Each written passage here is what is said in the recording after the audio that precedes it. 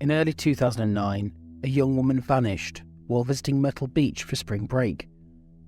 At the time, the case went unsolved despite receiving widespread attention and coverage across the country. However, over 13 years later, a tip led authorities straight to her killer. This is the solved disappearance of Brittanee Drexel. Brittanee was born in Rochester, New York, on October 7th, 1991, to her mother Dawn. By 2009, she was attending a prestigious school and was a cosmetology student who wanted to become a model. Her parents had divorced just a year prior. Brittanee struggled with a breakup. She started to feel depressed and her grades started to slip. Brittanee asked her mother in April 2009 whether she could spend spring break with her friends and boyfriend in Myrtle Beach, South Carolina. Because she was unfamiliar with the other teenagers that Brittanee would be travelling with, her mother refused. Because of this choice, Brittanee and her mother butted heads. On April 22nd, Brittanee requested permission to spend a few days at a friend's house to unwind and give them some space from one another. Dawn agreed. Instead, Brittanee seized the chance to go to South Carolina with her schoolmates behind her mother's back. This choice would forever alter the Drexels' family lives. Due to his profession, her boyfriend ultimately decided against going on the trip. He was unable to obtain the time off work, however, he continued to text her while she was away. Alana Lipper, Philip Oberer, and Jennifer Oberer were her travelling companions, and it took roughly 13 hours to travel 800 miles from Chile to Myrtle Beach. When they got there, they checked into the Bar Harbor Hotel, a 2-star hotel that appears to still be in business.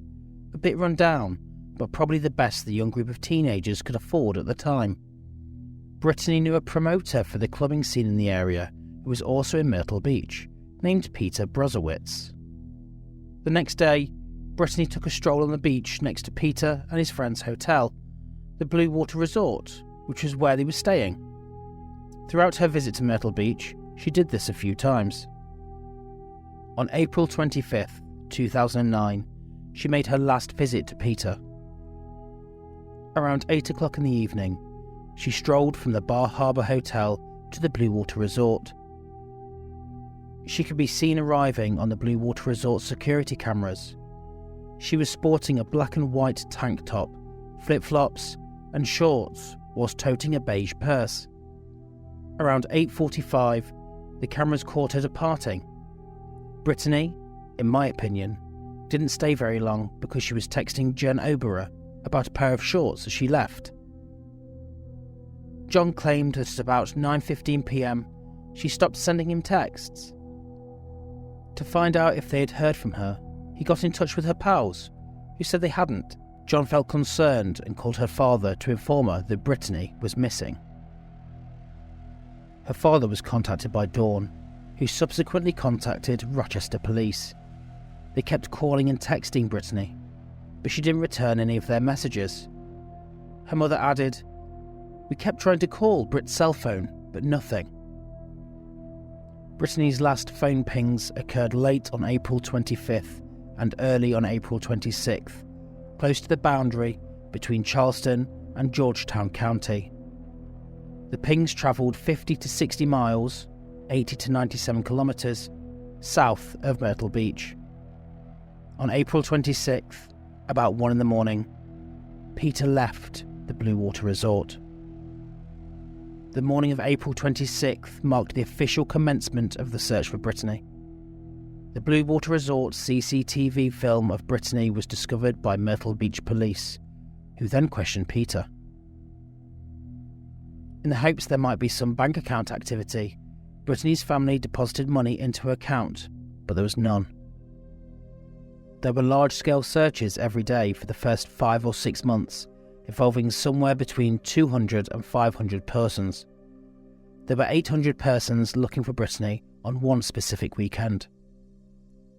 Peter was the subject of a great deal of suspicion throughout the years because it was thought that he was the last person to see Brittanee alive.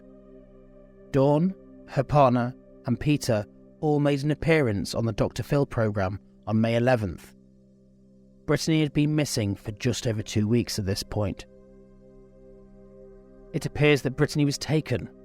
She either got in the car voluntarily, or she may have met someone here that she might have trusted and had been hanging out with ever since that Wednesday when she arrived in South Carolina, according to Dawn. Campers discovered sunglasses in December 2009 that detectives thought might have been connected to the case. Police in Myrtle Beach declared they were looking into 3 or perhaps 4 people. More than a year after going missing, Brittanee was honoured during her high school graduation in June 2010.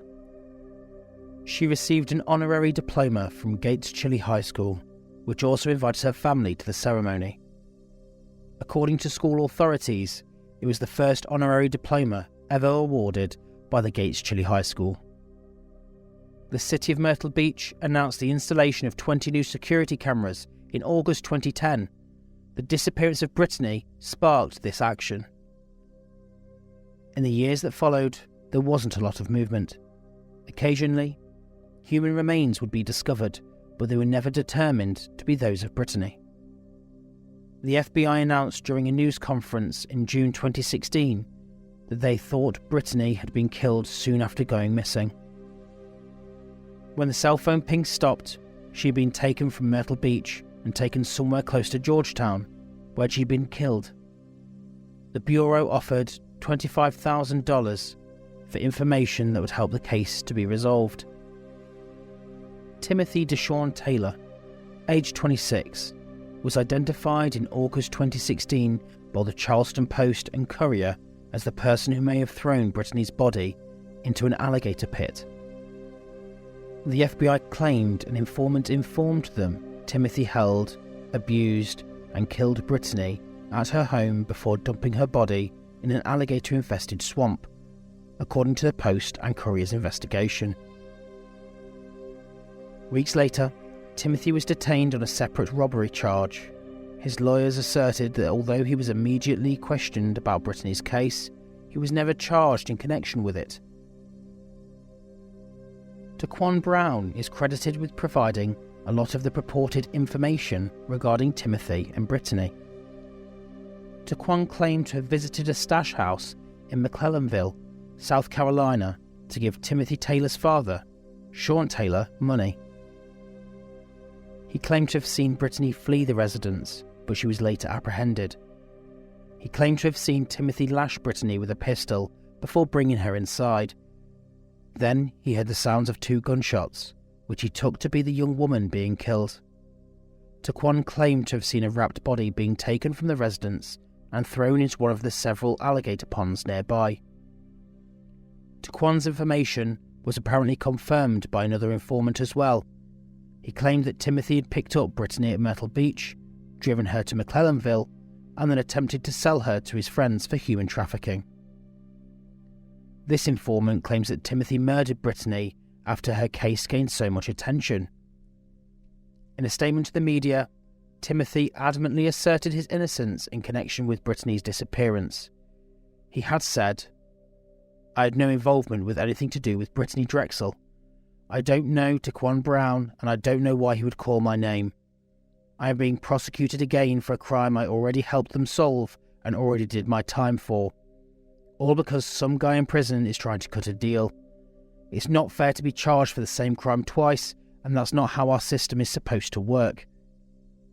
Federal prosecutors declared in March 2018 that Timothy had failed a polygraph test conducted in 2017 in connection with Brittanee's case. In accordance with a plea agreement in a robbery case, prosecutors requested a judge to sentence Timothy to up to 20 years in prison. Federal prosecutors, according to the defense team, were only seeking a substantial prison term since Brittanee's case had not been resolved. Taquan Brown filed a complaint in 2019. He said that because the authority gave his statement regarding Brittanee's case to the public, his life was in immediate danger. This situation truly did seem to be becoming colder every day. However, shockingly and seemingly out of nowhere, on May 4th, 2022, more than 11 years after his name first started to be linked with the case, Raymond Moody admitted to killing Brittanee. After turning himself in to the Georgetown County Sheriff's Office on a charge of obstructing justice, he had confessed. After making his admission, Raymond provided the location of Brittanee's remains to the police. Police discovered human remains on May 11th buried roughly 4 feet beneath the surface. In Georgetown, South Carolina, they were discovered in the woods along a gated private property. DNA analysis and dental data allowed for the identification of Brittanee. Raymond was accused with first-degree murder, kidnapping, and sexual assault behaviour. He admitted to strangling Brittanee on the day of her disappearance and burying her body the next day, according to the police. The accused had a laundry list of prior suspicions and convictions. On December 15, 1983, he was given a sentence from Solano County to the California Department of Corrections and Rehabilitation to serve a 40-year, 4-month prison term for sexual assault involvement with a 14-year-old child and assault with intent to cause mayhem. Raymond was listed as a person of interest in the Crystal Souls disappearance in 2012, when Crystal vanished in Andrews, South Carolina, on January 24, 2005. She was 28 years old. At Shaw's Corner Store, where she was last seen, she had just called home to beg one of her parents to come and pick her up, according to Mitchell Souls, her son.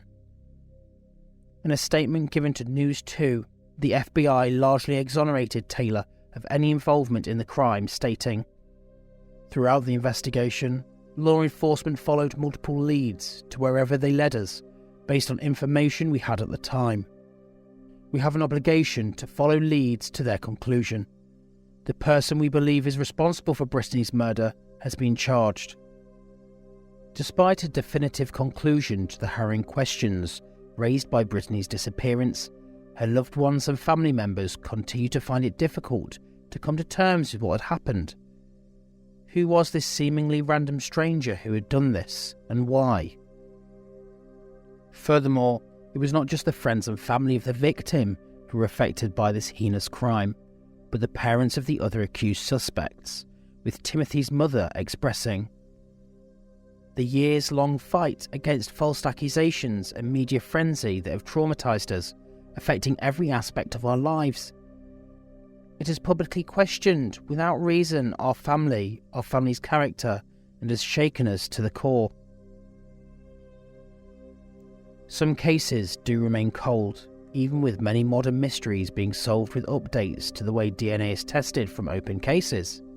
However, some, like the case of Brittanee Drexel, are solved in the most unexpected way, an outright confession from the perpetrator.